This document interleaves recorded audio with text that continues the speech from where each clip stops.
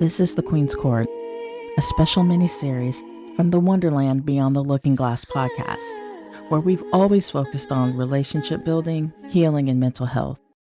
This mini-series is no different, but the need is great. The series is for the 92%. The series is for everyday people carrying the weight of what they're seeing on the television and in every breaking news story. So yeah, the revolution will not be televised, but it's happening right here, right now, one voice at a time. Because Wonderland is burning down. Hey everybody, welcome back. We are on the third episode of The Queen's Court. And today we're going to be talking about a very important topic around mental health and the status of our communities right now. So with that being said, I'm going to toss the mic over to Keisha, and she's going to fly this plane. So, hey Keisha, how you doing? Hope everyone is doing well on tonight. Hope everyone is having a great week so far.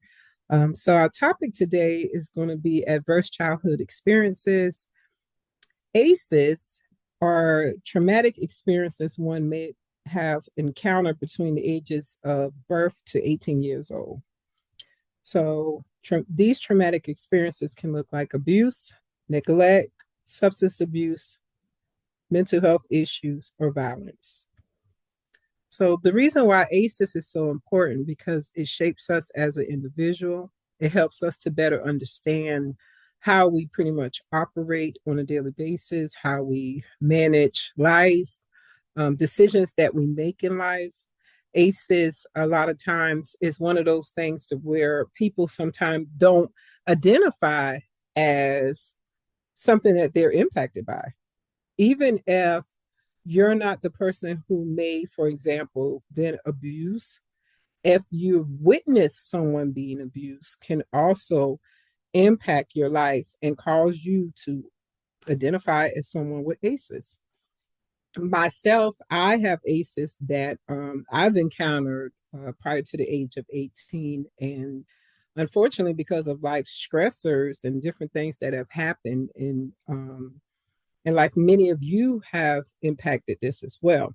One of the reasons why I want to talk about this tonight is because of social and economic factors, which is also connected to ACEs. And so we may have adults who have experienced ACEs of their own, and now they have children. And because of dynamics of what's going on in the world today, with the government shut down, benefits may not be available to everyone, not just with SNAPs, but healthcare and other benefits too.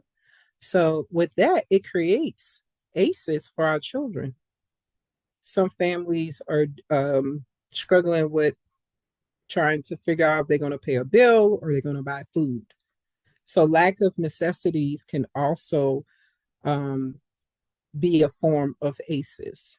So just wanted us just to take a moment just to kind of talk about that and really dive in, especially for the social and economic factors. So Nicole and Michelle, have y'all came in contact with anyone who's dealing with that? I know with Nicole, definitely, especially in your line of work that you are in, but just to get y'all feedback on what are your thoughts as it surrounds ACEs?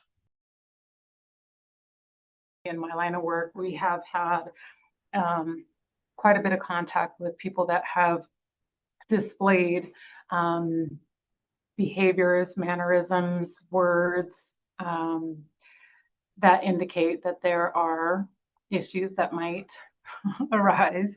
And in emotional intelligence, that is a place where your ACEs, I don't want to call it score, but becomes more amplified in dealing with other people. Your ability to reflect on your own emotions and reflect on maybe the emotions that somebody else is and being aware of that. So dealing with people that might are eligible for SNAP benefits currently and not being able to receive or they've done all the things that they're supposed to do and not able to receive their benefits, has really displayed and heightened everybody's reaction, not only to being delivered the news, but then also the mindset of what are we going to do now, those sorts of things. It escalates. And so if you can imagine multiple people with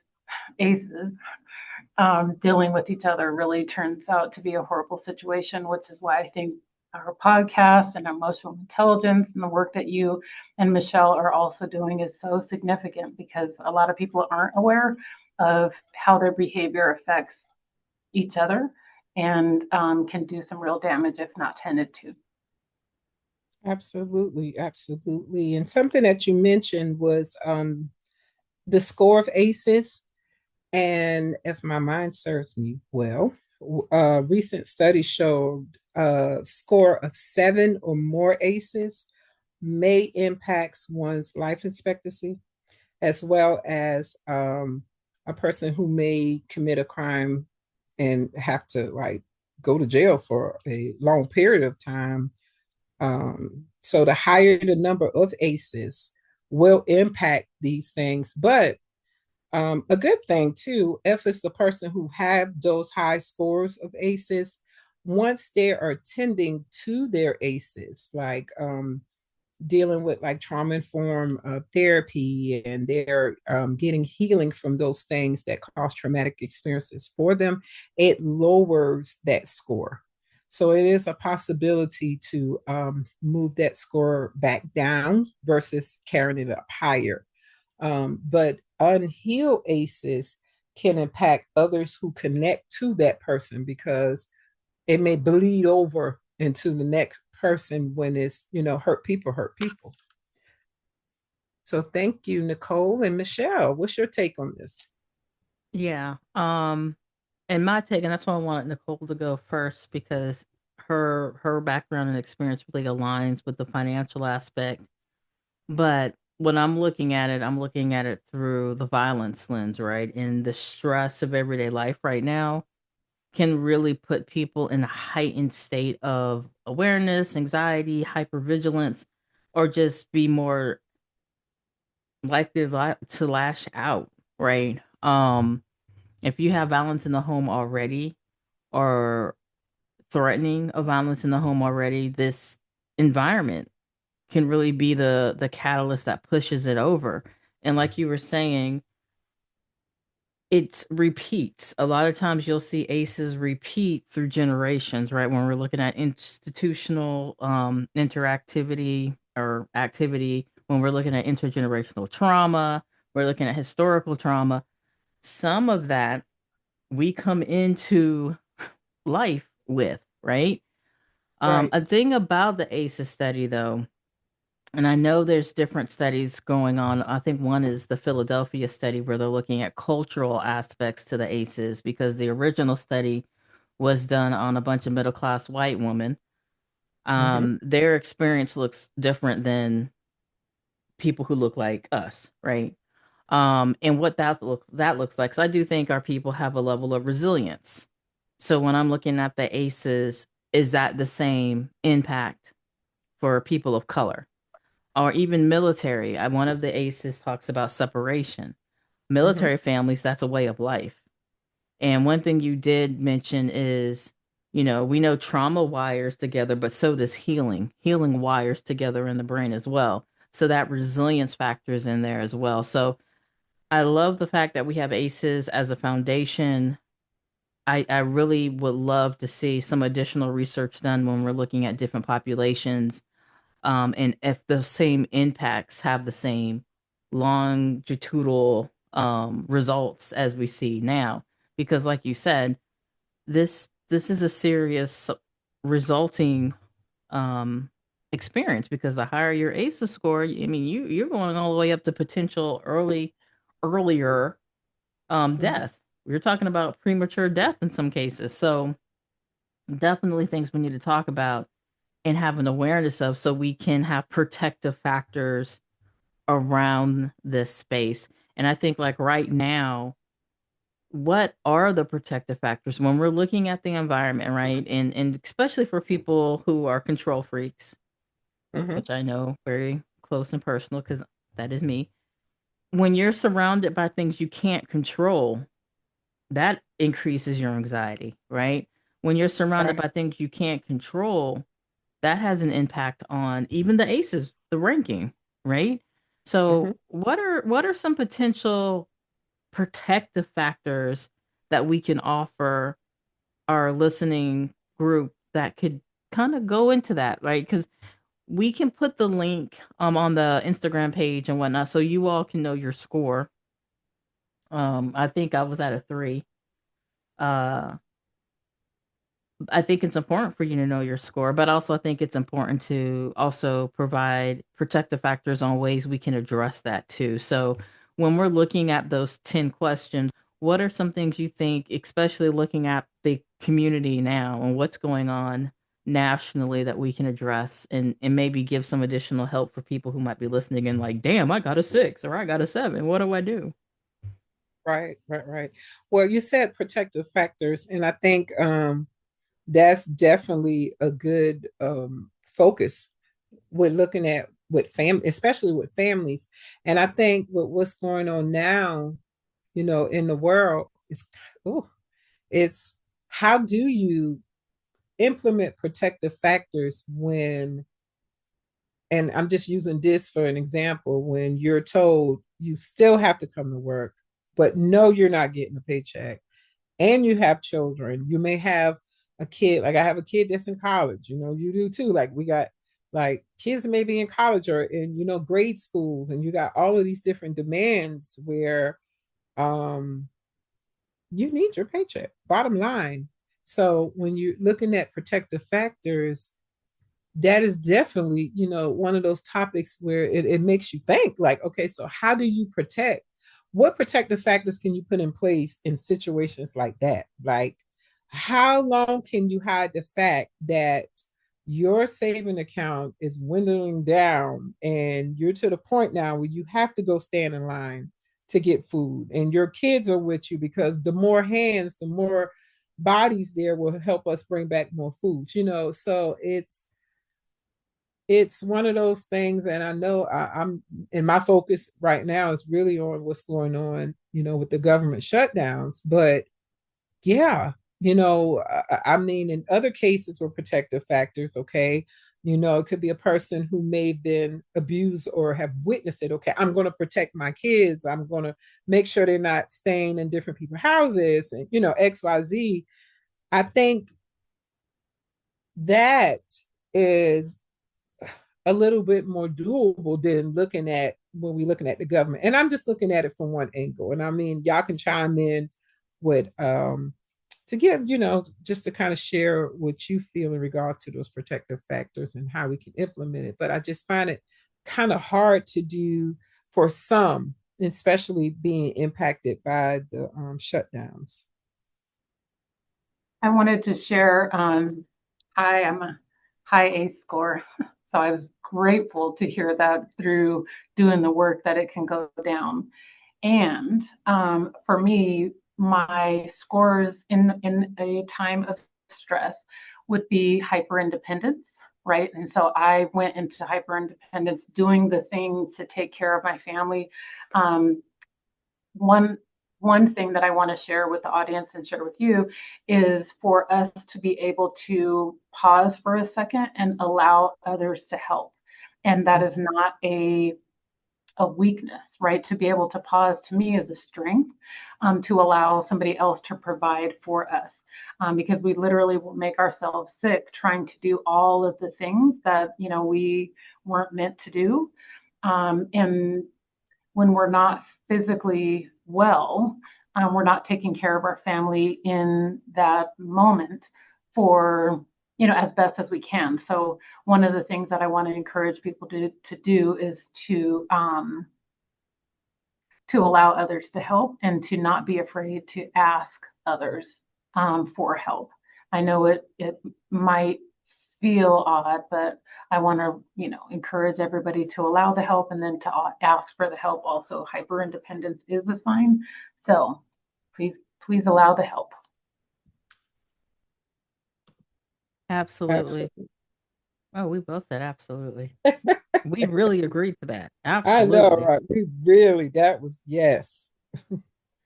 And I also think too, um, there needs to be some honesty around acceptance of what's going on. Right. So like the hypervigilance Nicole's talking about, and even with that, right? Um, being honest with yourself. Because you can't address something you're not willing to face. You can't address something that you're not willing to talk about. So even if you look at the 10 questions, if there's a lack of honesty around those spaces, you really don't have, oh, I'm not going to say you don't have, but you can't heal what you don't reveal. You can't heal what you don't admit to. And some of the questions can be a bit like, I don't want to admit to that. I know for me, when I was going through an abusive relationship, it took a very long time to admit I was a victim. I would not want to use that word. I did not want to identify with that word. So, yeah, we're having bad communication or blah, blah, blah, blah. But it took me so long to admit I am a victim of abuse. And when you go into deeper conversations around things that happened to me as a child, it took me being an adult to even come out of that trauma amnesia, I like to Mhm. call it, because sometimes your brain will shut stuff down and shut it out Oh yeah. and will not let you have access to it. And then something happens and then it floods in and you're like, what the hell? But then you're able to see where the dots connect. But it goes back to the, if you're not willing to have an awareness of it, you're not going to be able to heal it. So yeah, the 10 questions do ask very detailed things, but if we're wanting to look at protective factors, we have to have a conversation about it. Like one of the questions is around drug use and drinking.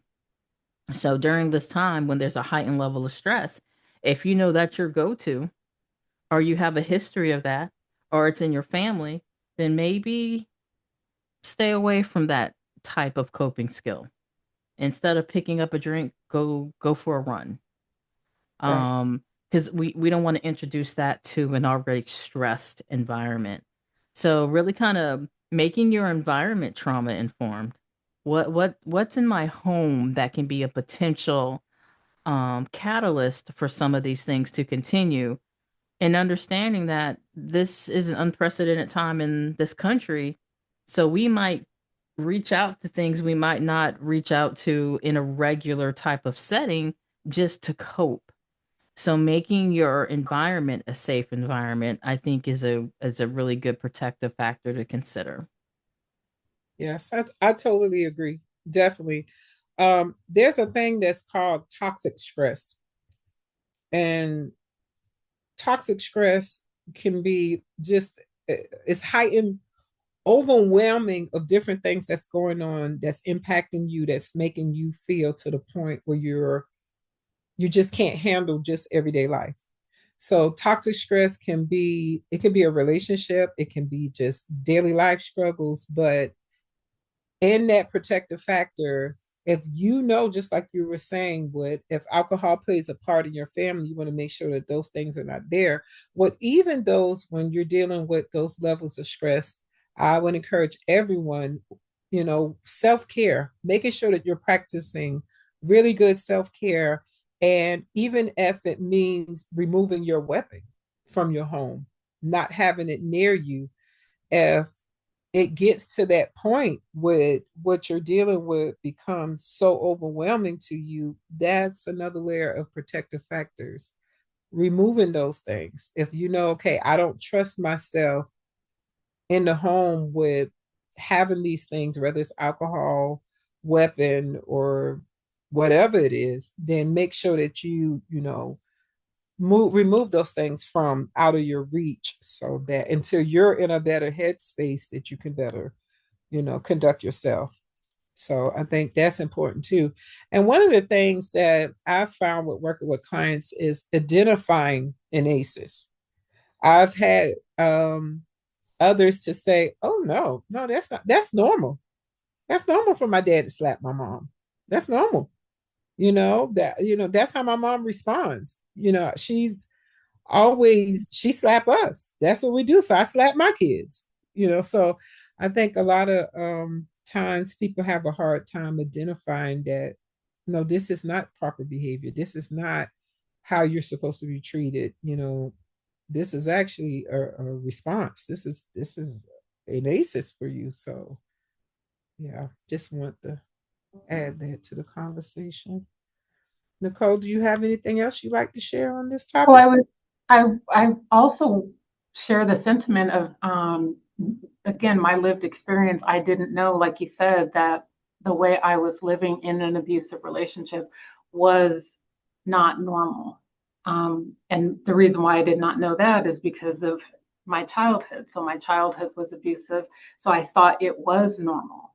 And so I do think that there has to be other resources for that awareness of like this is not normal.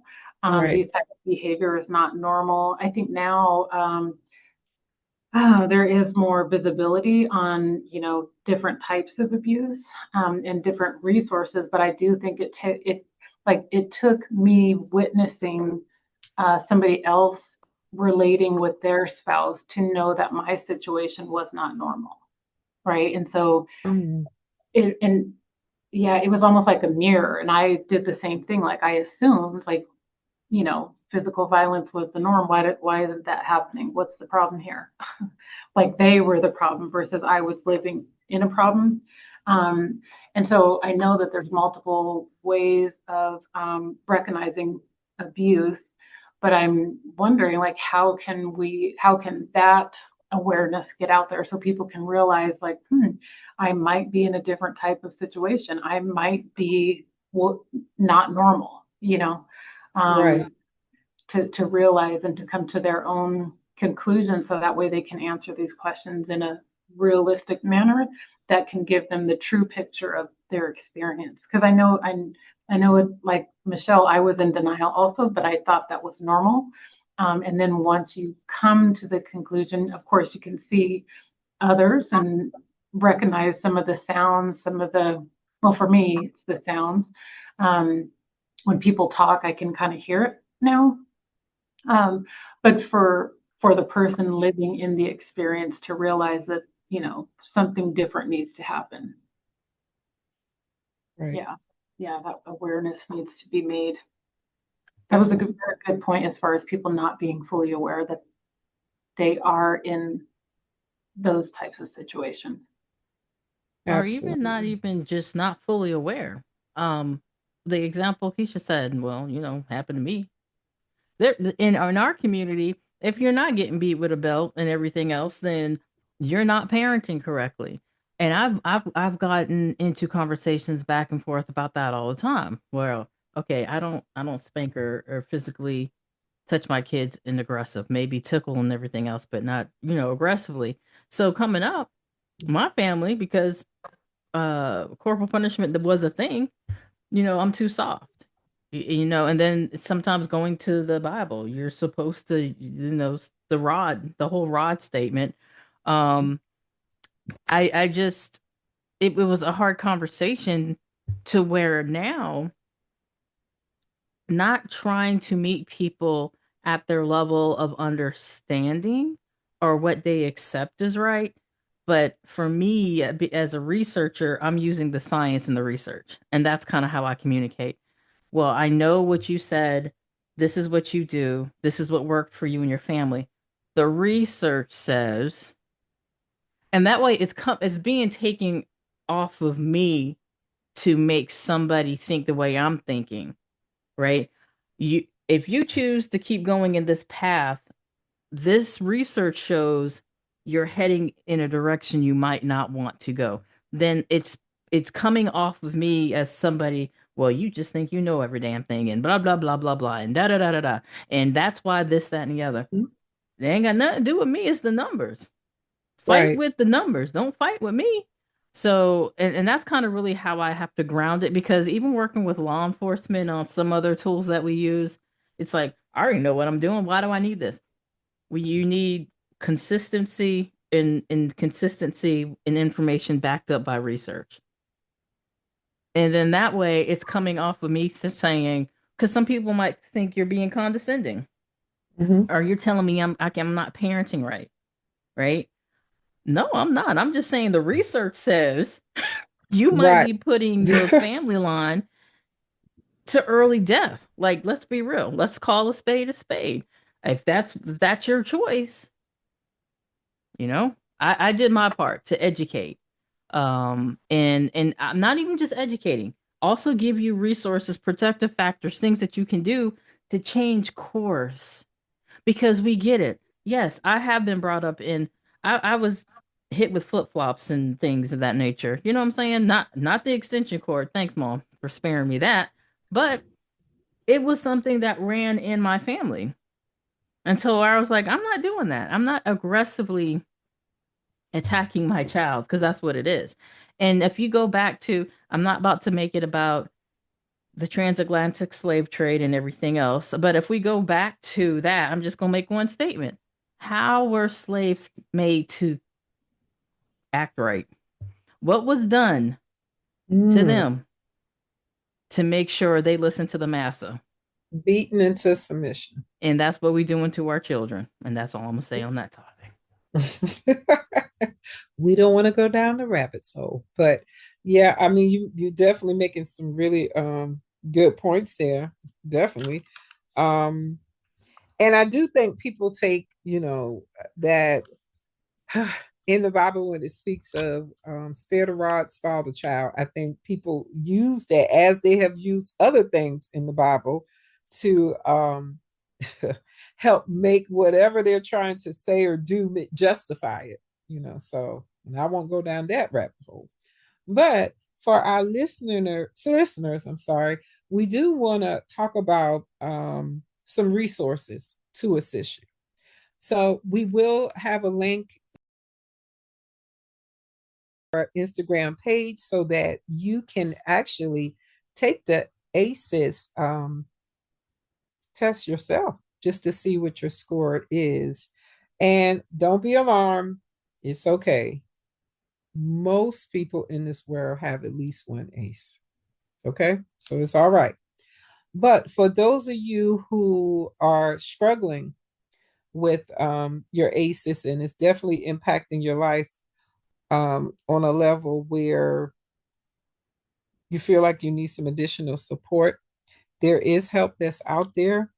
Trauma informed care or trauma informed therapy is one of those areas where a lot of people reach out to, guided by a therapist to help them with identifying those areas as it relates to their past traumatic experiences and guide them to healing. So that's definitely an option. Support groups are out there. Um, there's a lot of community support resources that's also out there too. There's a lot of literature that's factual, evidence based literature that's online. I will say seek evidence based literature to read up on as well. So just know that you don't have to struggle by yourself. Um, and so these are different things that you can reach out with, some tools, put some things in your toolkit to help you. And once you reach out and you start doing the studies and the work, help someone else. Help your friends, help family members if they're open to it, because a lot of people may have never heard of the term ACEs, adverse childhood experiences, especially the older population. So it's important to have those conversations. I will share, there was a family that I was working with, and it was a support group that I was the facilitator for. And it was for the entire family. It's through Strengthening Families. It's actually the name of the program. And the grandparent, she was she was sharing at the end of the night, at the end of the evening, and she said, I learned how to listen. And so everyone kind of stopped and looked at her, including myself. She said, and she repeated herself, I learned how to listen. She said, growing up, kids didn't have, excuse me, you feel what? No, you did not have an opinion. And if you had it, you was definitely not going to tell an older person how you felt. And so that can create levels of trauma for a kid. Imagine a kid who may have experienced something inappropriate behavior, someone have done something to them and they're trying to interrupt. They just want to talk so fast, and someone is shutting them down. Um, and that's just an example. But that grandma, she was raising her two grandchildren, and she said, I learned how to listen, to stop and hear my grandkids out, even if it was something I did not want to hear. I learned how to listen. It allowed me to work on improving communication skills within my household. I learned how to listen. So that's definitely key. So when I say, when you learn, as you use the resources that we're going to put out here, and you may find other resources too, make sure you reach back and help somebody else.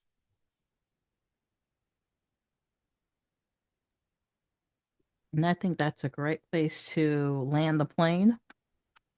Um, so even if today you, if your first step is taking the ACEs to find out what your score is, that's your first step. Even if it's a score where I wasn't expecting it to be at that level. You can't address what you don't address, right? You can't heal what you don't reveal. So this is the first step. And like Keisha said, we'll have an app available on the Instagram page. Just click, it's 10 questions. You'll get a score, and then we'll have resources that will be provided to you once you take the score, and share it with your family. Um, and we'll probably even have like talking points to if you want to discuss this with other people or educate other people on it. When you are going through stressful times like we are currently, it's really important to fortify that village, right? Fortify yourself, and making sure that we are protecting every way we possibly can so we can all get through this together. So, on that note, um, yeah, definitely check out the app. Let us know what your feedback is on the episode. And I'm going to throw it back to Nicole and Keisha so they can say their farewells. To reiterate, to um, slow down, allow the help, allow yourself to even verbalize that you need help, allow yourself the opportunity to go out and look for the help, even if it's go out on the web, you know, get the help. I don't even want to say humble yourself, just allow yourself to explore the help, and explore the questions, and then, of course, go out and get the help. But more so, like when the resources that we were looking for are not available, please don't give up. Please continue to look for alternate resources, whether it be for, feeding your family, help paying the bills.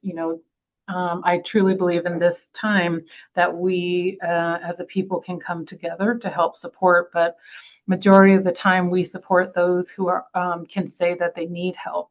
So the first step is actually, allowing yourself to say that you need it.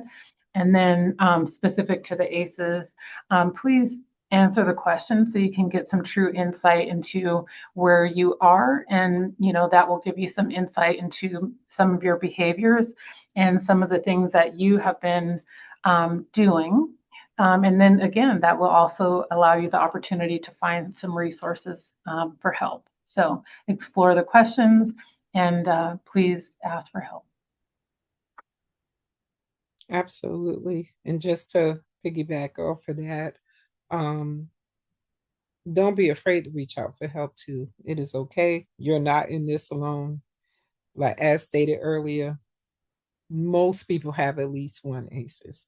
So we want to make sure that we are taking the first step and taking that exam, taking the assessment, I'm sorry. And once it's been identified, reach out for the necessary supports to help you. Um, we are here on this podcast to talk about a variety of topics, especially as it relates to mental health. We're also here to share as much information as we can to support our listeners. And it, believe it or not, it also helps us as well. So I thank y'all so much for chiming in on tonight. And I hope that y'all have a wonderful week. Outstanding. And as always, don't leave your house without your ID and stay safe out there.